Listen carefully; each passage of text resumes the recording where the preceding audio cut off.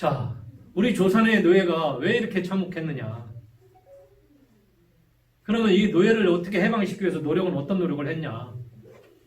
이게 우리가 각성해야 될 점이에요. 중국은 말이에요. 한나라 시대부터 그래도 춘추 전국 시대 노예가 막 많이 늘어났지만 한나라 시대부터 나라가 정비되기 시작하면서 왕조 때마다 그래도 노예 해방 얘기가 계속 나옵니다. 해방시켜야 된다. 그리고 왕조마다 매매도 금지도 시키고 그 다음에 노예를 갖는 수를 좀 제한도 하고 이런 노력들을 왕조 때마다 계속 일어나요. 왜? 노예가 많아진다는 거는 건강한 농민들이 부족해지는 거잖아요. 농민들이 몰락하면 자꾸 노예가 되는 거잖아요. 그 노예를 자꾸 규제하는 게 나라가 근간이 튼튼해지는 거예요. 저런 노력들을 왕조 때마다 계속 해왔던 거예요. 그래서 송나라 때 가면 드디어 좀 노예 제도를 폐지합니다. 우리보다 뭐 몇백 년 전이죠. 노예 제도 폐지해요. 일본은 전국시대 15세기부터 17세기 그 사이에 다 없어집니다. 그런데 조선은 끈질기게 남습니다. 조선은 왜 이렇게 남냐? 조선은 성리학이라는 엄청난 이 교조주의가 있는 거예요. 이게 진율려 있었기 때문에 누구도 노예 해방 아무도 이황, 이이, 정약용 아무도 노예 해방 얘기 해본 적이 없어요. 이황 선생님도 노예가 한 150명이 넘었고 윤선도도 한 180명이 넘었고 고산 윤선도 있죠. 보길도요. 안빈낙도 다 노예들이 있었기 때문에 안빈낙도가 되는 거예요. 모든 지금 우리가 저명한 정말 우리가 탁월한 선비들 노예 100여 명 이상은 다 거의 다 거느리고 있었다 보시면 돼요. 우리가 일일이 조사해서 밝히지 않고 드러내지 않고 지금 숨기고 있을 뿐이죠. 이순신 장군도 역시 노예가 몇 명 있었어요. 간호들이. 몰락한 양반이라도 간호들이 다 몇 명씩은 다 있을 정도였어요. 자, 우리는 어쨌든 천저왕은 하늘이 내린 사람이라는 이 절대 신념 때문에 이 제도를 이 제도가 유지가 됐고 몇 차례 우리도 조금씩 진화될 뻔했는데 진화되지 못했어요. 인도의 카스트 제도 아시죠? 뒤에 또 설명을 하겠습니다. 카스트 제도는 1947년에 가장 늦게 폐지됐는데 여긴 폐지됐어서 폐지된 게 아니에요. 지금도 계속 쓰고 있습니다. 지금도 호적에 자기 그 신분에 카스트의 계급을 쓰도록 돼 있어요. 본적을 다 쓰도록 돼 있어요. 뒤에 또 설명할게요. 자, 조선은 어떤 일이 있었느냐? 조선도 조금 우리 그 백성들이 나아질 뻔했어요. 태종 때 조금 개혁을 합니다. 태종 때. 다 아직 모든 사람이 노예가 되는 게 아니라 아까 그 고려 시대에는 양쪽 다 어떤 부모가 노예 한 명이라도 있으면 다 노예 삼았잖아요. 근데 여기서 이제 조선 태종 때 종부법을 시행합니다. 노예가 점점 많아진다 이거예요. 조선인이 들어오고 나서. 거기는 한 6, 7%밖에 한 10%가 채 안 됐잖아요. 근데 갑자기 조선시대에 오면 노비가 많아집니다. 왜 노비가 많아지냐? 고려를 멸하면서 그때 유신들이 노비가 되고 유신들의 자손들이 노비가 됩니다. 그리고 시급을 받습니다. 땅을 받고 사람을 받습니다. 이게 왕조가 개편되면 그런 현상. 그게 바로 우리 민족이 노예로 만드는 과정이 출발이 바로 왕조 교체기에 그런 식으로 됩니다. 그러니까 그거 피하려고 도망가면 그나마 구살생으로 살고 자기 문중을 보존하는 거고 그렇지 못하면 잡히는 사람은 다 노예가 되는 거죠. 그래서 종부법을 시행을 합니다. 너무 많이 늘어난다. 그래서 이제는 아버지의 신분에 따르도록 하자. 이 얘기는 엄청난 겁니다. 아버지의 신분을 따르도록 한다. 그 얘기는 뭐냐? 양반들이 계속 천인들을 막 하니까 아버지가 양반이면 그 자손은 노예가 되지 않는 거예요.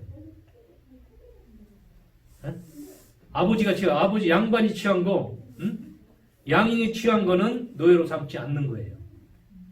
아버지가. 그래서 한 반은 줄이는 거죠. 그래도 노예가 이제 팍 줄어들기 시작합니다. 태종이 이거를 한 거는 엄청난 개혁이에요. 종부법을 한 거는 엄청난 개혁입니다. 근데 이게 언제 뒤집어지냐? 불행하게도 세종대왕이 뒤집습니다. 아무도 모르죠, 이거. 세종대왕이 종부법을 시행합니다. 조선의 노예가 급증하게 된 게 누구냐? 세종이 그렇게 만들었어요. 세종은 왜 그랬을까?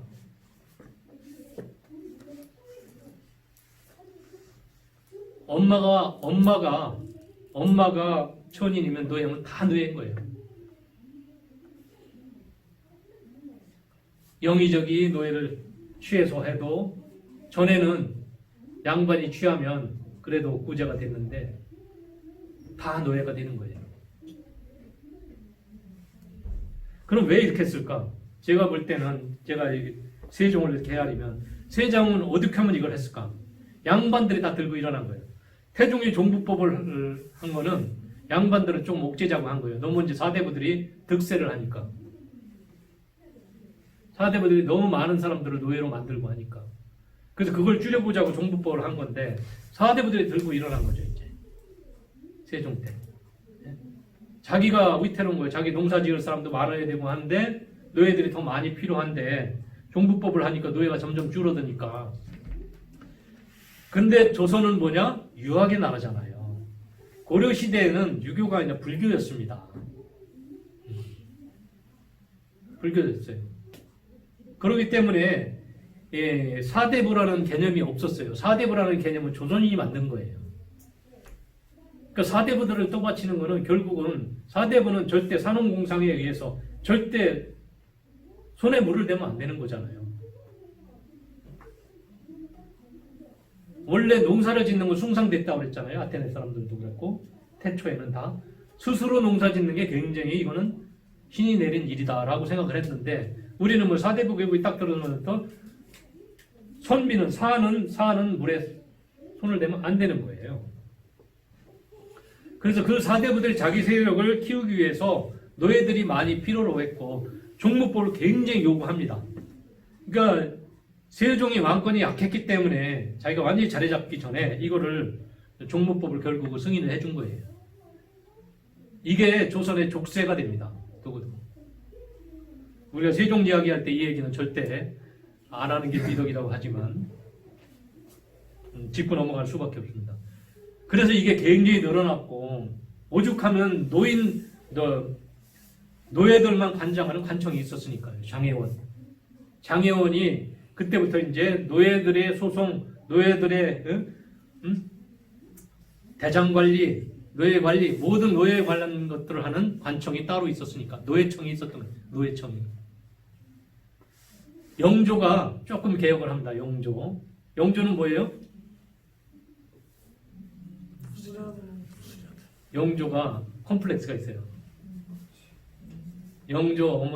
영조가 숙종의 아들인데 숙종이 많은 사람은 숙종의 원래 정실 아들은 희빈이가 났어요. 장희빈이.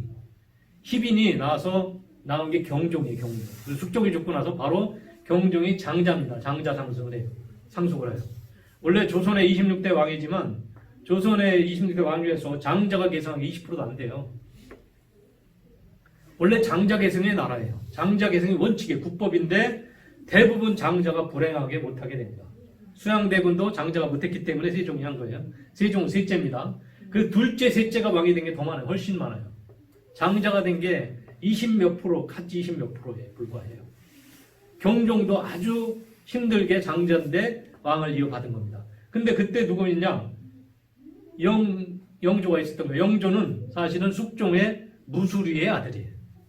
무수리. 원래 지금 국법에 의하면 아버지가 양인이라도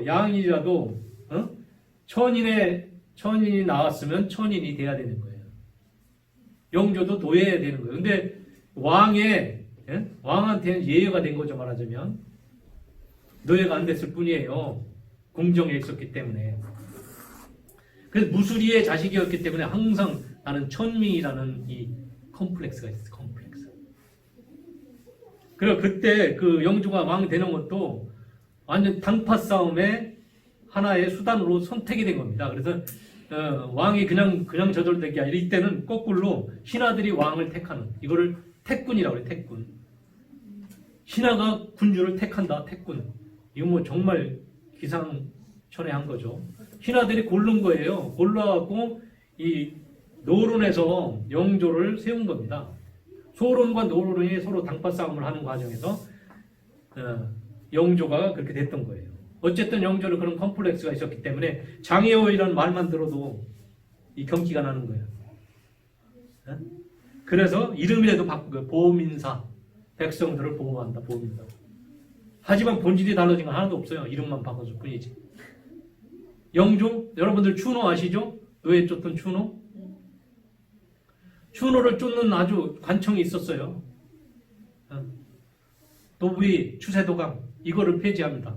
그래도 영조, 정조가 백성들의 고단함, 노비들의 고단함을 생각해서 헤아리는 이런 것들을 했습니다. 다만 그래도 노비를 해방해야 된다는 건 생각을 못했어요. 노비, 공노비 해방한 거는 순조입니다. 이때 해방한 거는 왜냐? 그때 이제 노비 제도가 막 무너지기 시작해요. 왜냐면 막 이제 이때가 가장 그 척실 정치가, 세도 정치가 득세할 때예요. 그래서 돈만 갖다 주면 말하자면 노비를 벗어날 수 있는, 관직을 살 수 있는 많은 경우가 있었기 때문에 공노비가 굉장히 무너지기 시작합니다. 어쩔 수 없이 해방을 했고, 공노비를 해방하고 나서 또 실질적으로 노예가 해방이 안 되는 거예요. 갑오경장 때까지 100여 년 동안 그냥 그대로입니다. 갑오경장으로 그럼 다 노예가 해방됐냐? 천만의 말씀이에요.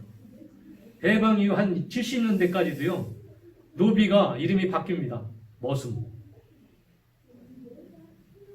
노비가 했던 역할은 머슴이에요. 이게 법이 바뀌었다 그래서 이 생활 풍습이 금방 바뀌지 않습니다. 문화가. 6, 70년대까지만 해도 거의 노비적 성격의 머슴이 존재했다라는 겁니다.